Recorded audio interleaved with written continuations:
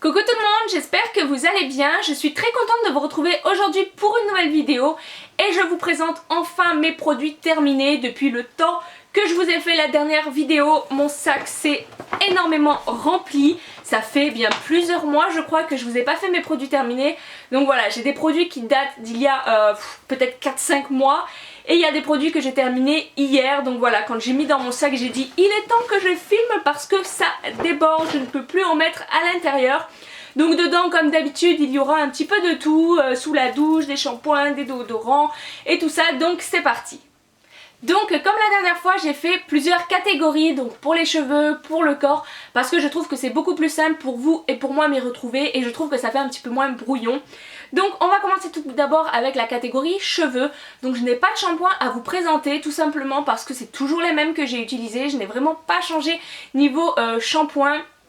Donc voilà, je les ai pas gardés, je me suis dit que ça servirait à rien de vous les présenter puisque c'était les mêmes que la dernière fois. Mais niveau après-shampoing, j'ai changé un petit peu. Donc tout d'abord, j'ai un après-shampoing de chez Garnier qui est donc l'Ultra Doux au lait de vanille et pulpe de papaye, donc pour cheveux longs et pointe fragile. Et c'est un après-shampoing que j'ai bien aimé. Vous savez que je n'aime pas trop la marque Garnier lorsqu'il s'agit des shampoings parce que je trouve qu'ils assèchent beaucoup trop le cheveu. Par contre niveau après-shampoing, je trouve qu'ils font bien leur job et en plus de ça, ils ont une odeur qui est juste divine, la papaye et la vanille. C'était juste magique au niveau de l'odeur, ça laissait vraiment les cheveux doux, les cheveux brillants et l'odeur restait bien sur les cheveux. Donc c'est un après-shampoing que j'ai beaucoup aimé et pourquoi pas le racheter pour cet été parce que voilà, l'odeur restait sur les cheveux, donc la papaye, la vanille, pour l'été ça va être juste parfait. Ensuite encore un de chez Garnier, vous voyez niveau après shampoing j'aime beaucoup. Donc celui-ci c'est celui à l'huile d'argan et camélia pour les cheveux secs, le baume merveilleux. Et celui-ci je l'ai vraiment beaucoup aimé, je trouve qu'il laissait vraiment les cheveux très doux. En plus de ça c'est des après shampoings que vous n'avez pas besoin de laisser poser longtemps, juste 3-4 minutes, c'est amplement suffisant. Il vous en faut très peu pour mettre sur vos cheveux, honnêtement moi je prends de pression pour ma longueur de cheveux donc voilà ça s'use pas trop vite. Il est sans parabènes et encore une fois l'odeur était vraiment très sympa. Honnêtement c'est une odeur oui d'huile, d'argan, enfin c'est très réconfortant et celui-ci je le rachèterai parce que je l'ai vraiment beaucoup aimé. Et ensuite on termine avec les masques, donc celui-ci toujours de chez Garnier, décidément j'ai 3 après-shampoings, 3 de chez Garnier.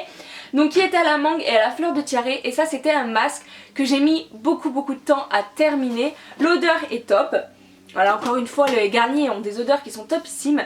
Par contre j'ai trouvé que en masque il ne nourrissait pas assez les cheveux. Je trouve que c'est un petit peu ça avait le rôle un petit peu comme d'un après-shampoing mais lorsque je fais un masque je recherche beaucoup plus de nutrition pour mes cheveux. Je tiens à ce qu'il soit plus doux, plus réparé lorsque j'applique un masque puisqu'on le laisse poser un petit peu plus longtemps.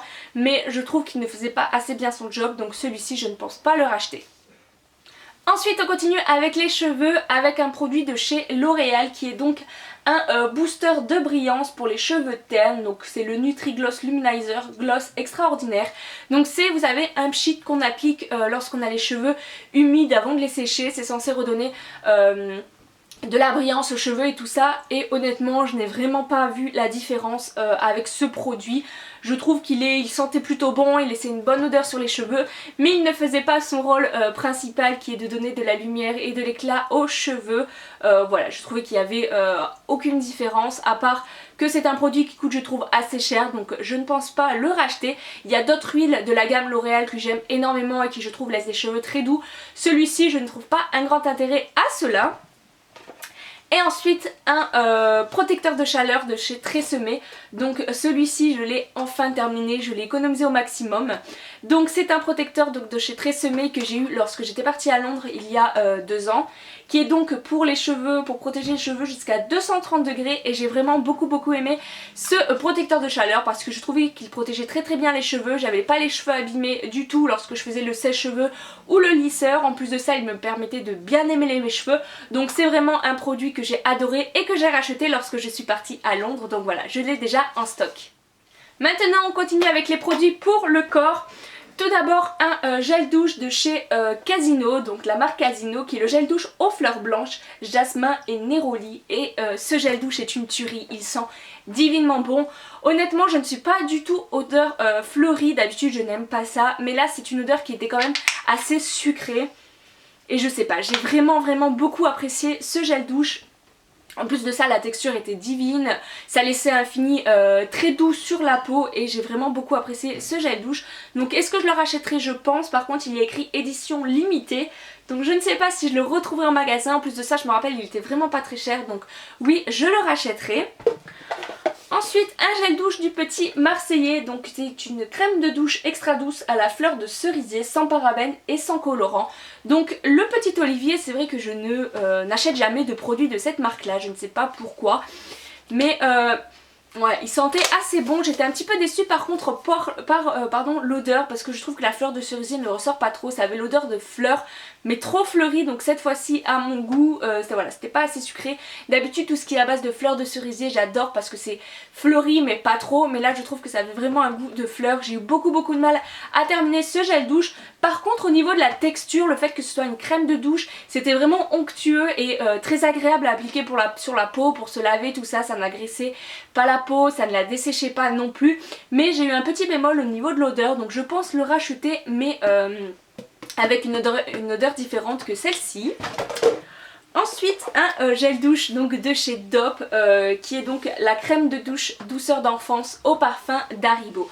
Donc ce gel douche est une tuerie, lorsque vous le sentez honnêtement on a envie de le manger, ça sent vraiment les Haribo. Je vous l'avais présenté lors d'une routine au camping il me semble, et voilà, je l'ai terminé assez rapidement ce gel douche. Ça fait je ne sais pas combien de temps qu'il est dans mon bac en fait de terminer, et voilà, c'est un gel douche que je rachèterai. De toute manière les Dop sont des gels douches que j'adore par leur texture, par leurs odeurs. Honnêtement c'est des gels douches que j'adore énormément, donc celui-ci oui je pense le racheter.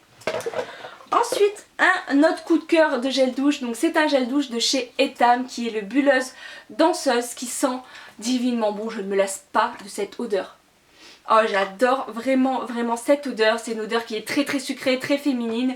Elle me fait penser aux odeurs de chez Soap & Glory, je trouve que c'est à peu près le même style d'odeur. Donc voilà, si vous connaissez Soap & Glory, je pense que vous voyez de quelle odeur je veux parler.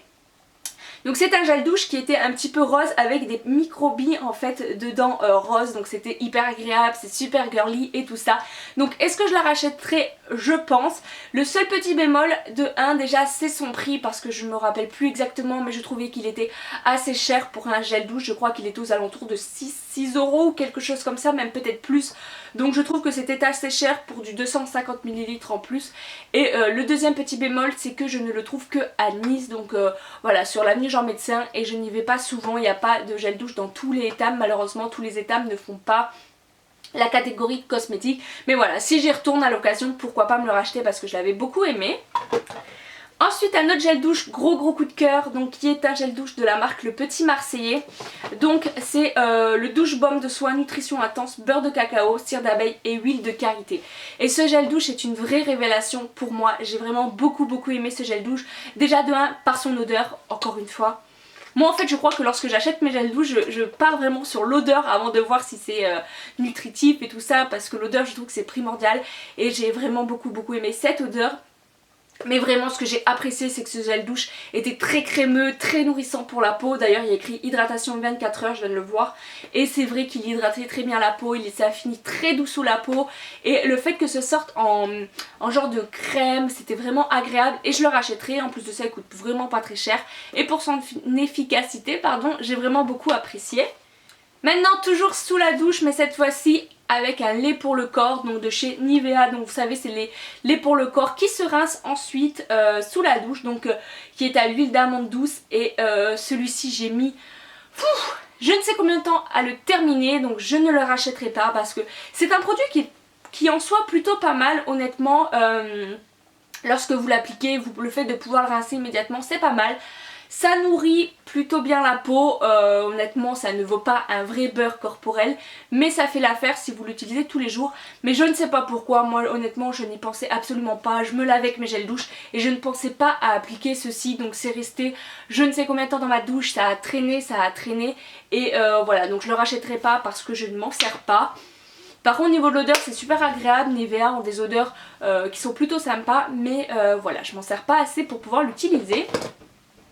Et ensuite un gommage pour le corps de chez Soap & Glory, donc ça a perdu l'étiquette en fait sous la douche, c'est celui-ci. C'est le scrub, vous savez que je vous ai présenté lors de mon haul de Londres puisque je me le suis racheté. Donc voilà, c'est déjà un produit que j'ai racheté, que j'ai déjà en stock. Donc c'est un gommage pour le corps que j'ai vraiment beaucoup apprécié. Il a des grains qui sont exfoliants comme il faut, qui permet d'exfolier sans agresser la peau. Et l'odeur est juste divine. Donc là il me reste un petit peu, en fait il me reste de quoi faire même pas une jambe, enfin vous voyez. Il a une couleur blanc crème avec plein de petits grains roses dedans, donc c'est vraiment beaucoup girly. Et l'odeur, voilà, c'est juste l'odeur en fait qui est dingue chez Soap & Glory. C'est pour ça que j'achète leurs produits toujours, parce qu'ils ont une odeur divine. Et en plus de ça, voilà, ils exfolient bien, ils font bien leur job sans trop agresser. Donc est-ce que je leur achèterai? Oui, et d'ailleurs je l'ai déjà en stock. Ensuite j'ai 3 déodorants à vous présenter. Donc tout d'abord un de chez Narta qui est le Protection 5, donc efficacité 48 heures machin. C'est celui que je vous présente je crois à chaque fois, c'est lui ou le bleu. De toute manière la marque Narta j'adore, c'est des déodorants qui sont hyper efficaces, qui ont une odeur neutre, donc moi c'est ce que j'apprécie, qui sont sans alcool. Donc voilà, ça c'est un déodorant que je rachèterai comme à chaque fois. Ensuite un déodorant de chez Sanex qui est le Nature Protect. 0% d'aluminium, parabènes, alcool et sans parfum, donc garde la peau saine. Donc ça c'est un déodorant que j'ai un petit peu moins apprécié parce que je trouve qu'il n'était pas assez efficace pour ma part. Je ne transpire pas énormément, je ne transpire quasiment pas, mais j'avais l'impression qu'avec celui-ci j'avais toujours quelque chose un petit peu sous les bras, j'ai l'impression qu'il ne pénétrait pas déjà dans ma peau. Et voilà, dès que j'avais un petit peu un coup de chaleur ou quoi, j'avais l'impression qu'il ne faisait absolument pas son job. Pour aller au sport, je ne l'utilisais pas parce que j'étais sûre que ça n'allait pas du tout faire le travail. Donc voilà, je ne pense pas le racheter, bien qu'il soit très doux pour la peau. Je trouve qu'il n'était pas assez efficace pour ma part. Et ensuite un autre de chez Mixa. Donc c'est l'antitranspirant 48 heures. Donc vous savez, c'est les nouveaux qu'ils ont fait avec la petite alvéole comme ceci. Et ça je le rachèterai absolument pas non plus, c'est vraiment pas un déodorant que j'ai apprécié, déjà d'une parce que je trouve qu'il n'était pas assez efficace comme le Sanex. Je trouve que voilà, j'avais l'impression de transpirer avec. Et le fait qu'il soit diffus comme ça, j'ai l'impression que ça me mettait vraiment à pas assez de produits. J'ai vraiment pas du tout apprécié. Et je ne trouve pas un grand intérêt en fait à avoir quelque chose de diffus comme ça sous les bras. Et voilà, c'est un déodorant que je ne rachèterai pas. Par contre je crois que j'avais acheté un lot 2. Donc j'en ai un deuxième à terminer. Mais je pense que je le mettrai plus cet hiver que cet été. Ensuite pour le visage, j'ai tout d'abord terminé ma Bioderma, donc voilà la solution Créaline H2O, solution micellaire démaquillante pour peau sensible. Donc celle-ci vous la connaissez, je vous l'avais déjà présentée. C'est une eau micellaire que j'aime beaucoup pour démaquiller, pour rafraîchir le visage et tout ça. Donc celle-ci je la rachèterai, oui. Pour l'instant j'ai encore celle de chez Aven à terminer, mais je pense me rediriger vers celle-là parce que voilà, si vous avez la flemme de vous démaquiller avec un démaquillant ou quoi que ce soit, elle fait très bien l'affaire. Voilà, c'est une eau micellaire que j'adore et que je rachète à chaque fois. Ensuite un démaquillant de chez Sephora en petit format, celui-ci il me semble que je vous l'avais déjà présenté aussi donc je vais pas trop m'attarder. C'est le démaquillant yeux waterproof que j'aime beaucoup, donc là il est en petit format parce que lorsque je pars en week-end ou quoi que ce soit, c'est celui-ci que je prends. Il démaquille très bien. Il n'agresse pas les cheveux, il n'agresse pas les yeux, rien. Et voilà, le waterproof et tout ça ne lui résiste pas. Donc voilà, c'est un démaquillant que je vous conseille et qui marche très bien. Ensuite, une crème pour le visage, donc de la marque La Roche-Posay. Donc c'est la Rosalia Cuvée Riche, hydratation anti-rougeur. Et cette crème, j'ai vraiment pas aimé. Donc là, il en reste, mais je la jette parce que je l'ai ouvert depuis un bon petit moment. Donc je veux pas la garder, je veux pas garder quelque chose que j'ai ouvert depuis trop longtemps. Donc c'est une crème qui est normalement hydratante, mais je trouve qu'elle n'a absolument pas eu cet effet sur ma peau. Je trouve qu'au contraire elle l'a complètement desséchée.